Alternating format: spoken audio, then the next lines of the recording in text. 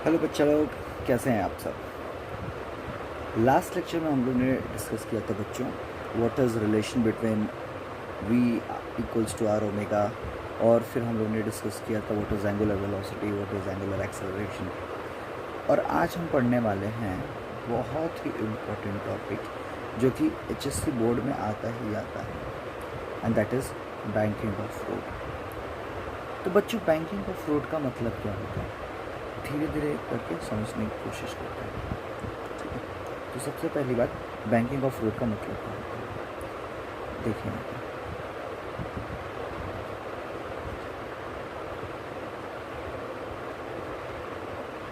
Banking of fruit,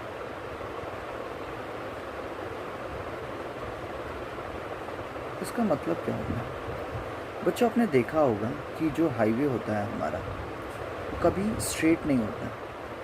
आपको अगर याद होगा, आपने कभी नोटिस किया होगा, तो आपने देखा होगा कि हमारा जो हाईवे होता है वो ऐसे टर्न हुआ रहता है, ऐसे टर्न हुआ रहता है।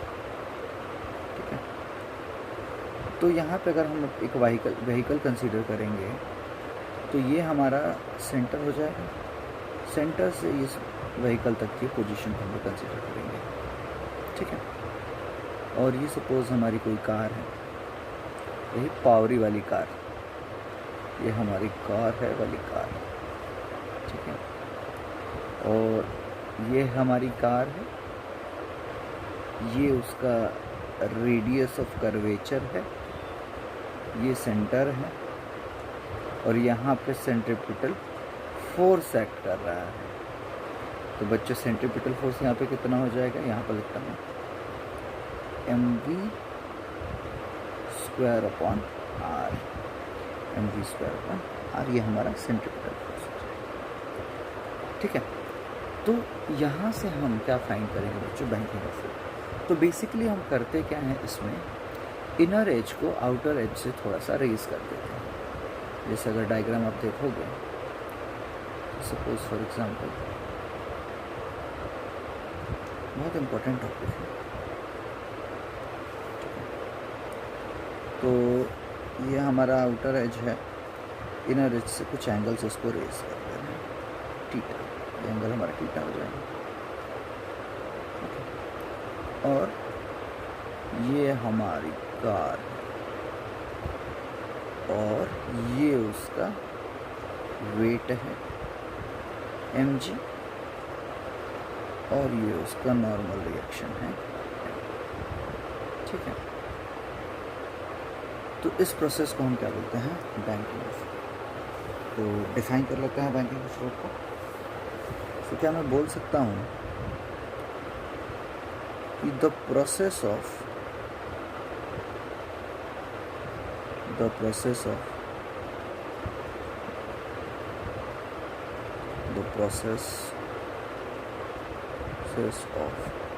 raising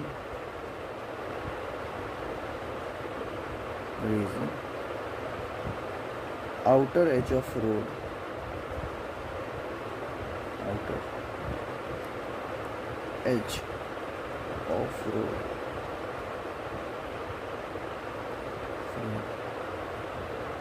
over inner edge,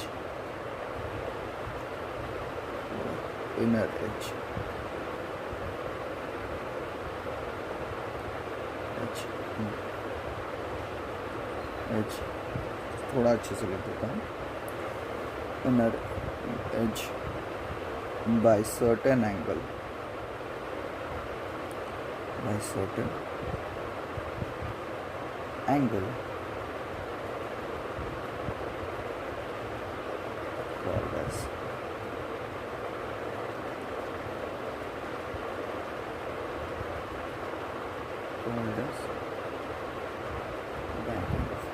called as angle of banking.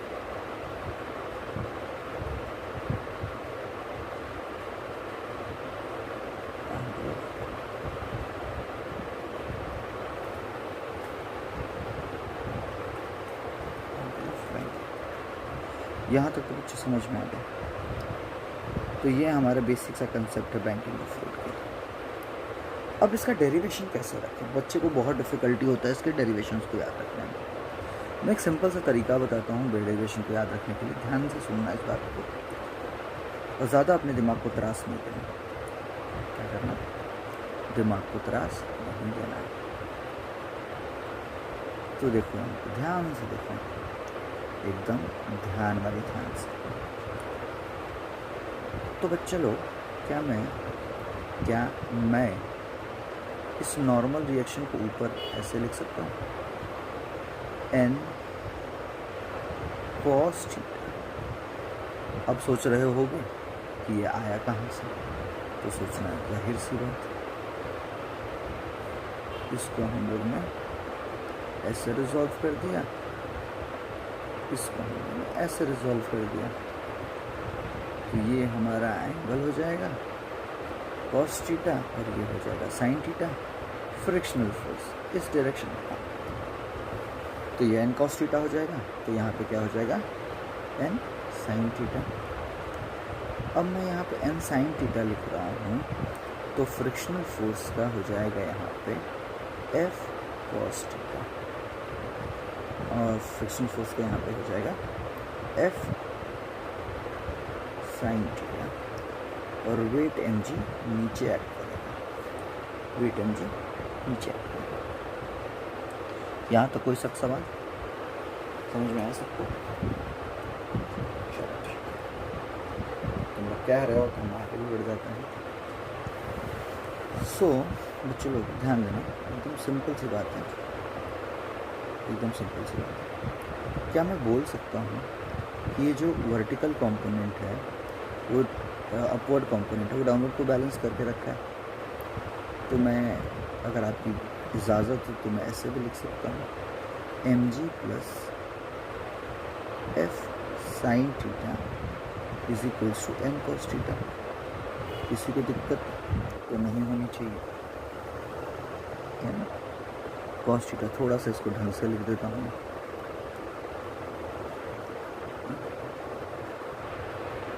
cos theta, ठीक है, n cos theta.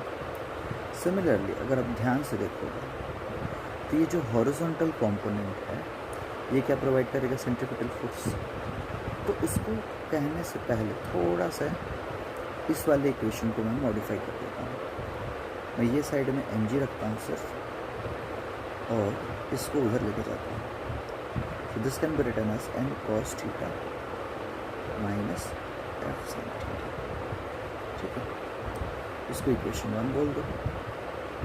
Now in the second case, इसको ब्रैकेट में बंद,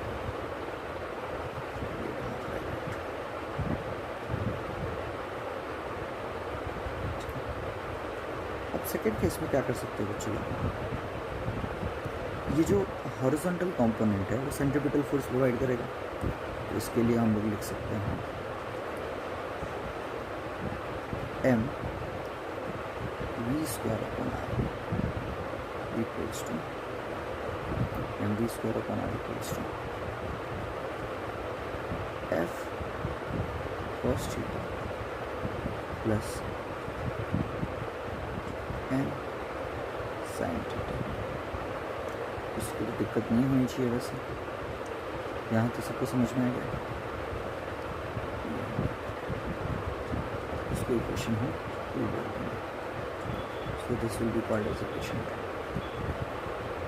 यहाँ तक समझ में आ गया तो पूरी डेरिवेशन में से सेकेंड। चलो आगे बढ़ते हैं।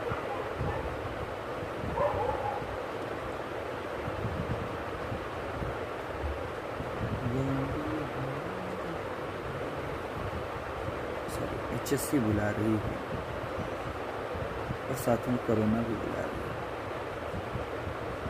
ठीक है? अभी कोरोना को भगाए वही पहले वाली स्टाइल में,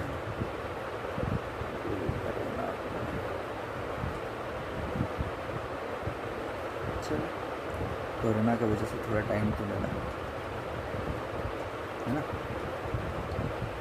ओके, चलो जोक्स अपार्ट, इस वाले को याद करते हैं वापस से और आगे बढ़ते हैं।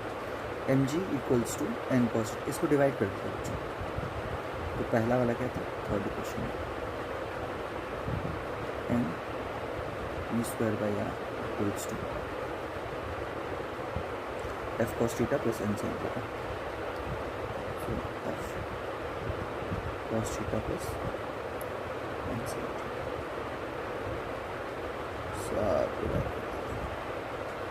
सो ये कहता है एम जी था equals to N cos theta minus F sine theta, N cos theta minus F sine theta. समझ में आ गया?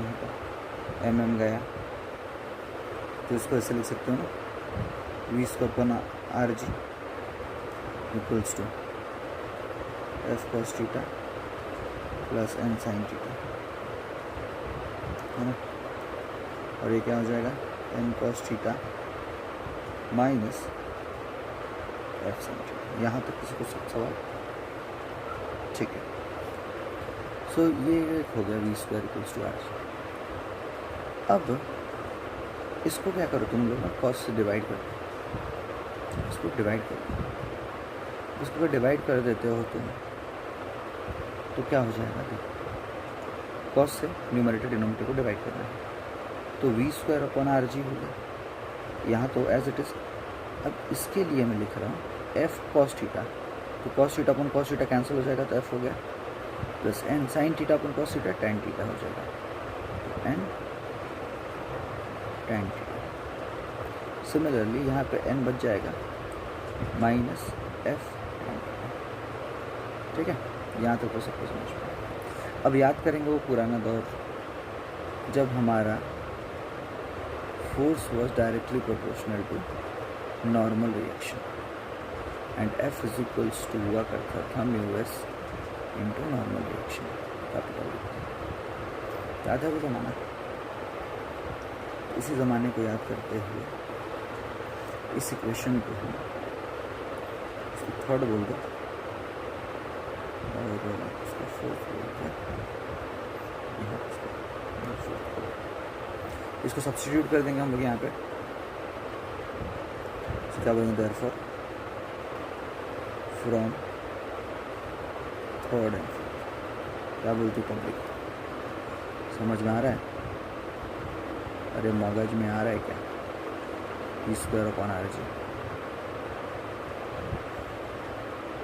एफ को इधर अपन क्या लिख सकते हैं हम लोग, एफ को लिख सकते हैं म्यू एस, ठीक है, प्लस एन टेन प्लस नज़र हटी दुर्घटना, ठीक है। और ये हो जाएगा हमारा normal reaction minus mu S N theta. अच्छा, अब यहाँ से n कॉमन लेके कैंसिल कर सकते हैं न्यूमरेटर डिनोमिनेटर से, सो ये हो जाएगा तुम्हारा V square upon are G equals to mu S plus tan theta upon 1 minus mu S tan theta. तो v को इधर रहने दो, आर जी को इधर मल्टीप्लाई करके रूट डाल दो, R G so mu S plus tan theta upon 1 minus mu S tan theta. Now suppose अगर रोड पर फ्रिक्शन नहीं रहेगा, so we can say that for friction to be zero,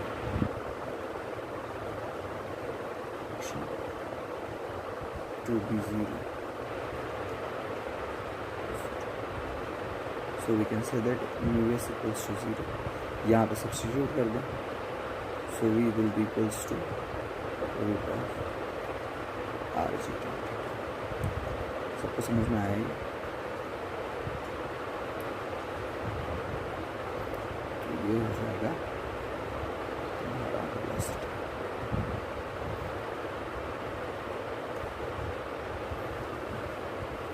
समझो सबको? ठीक, आगे बढ़ते हैं। नाउ नेक्स्ट चलो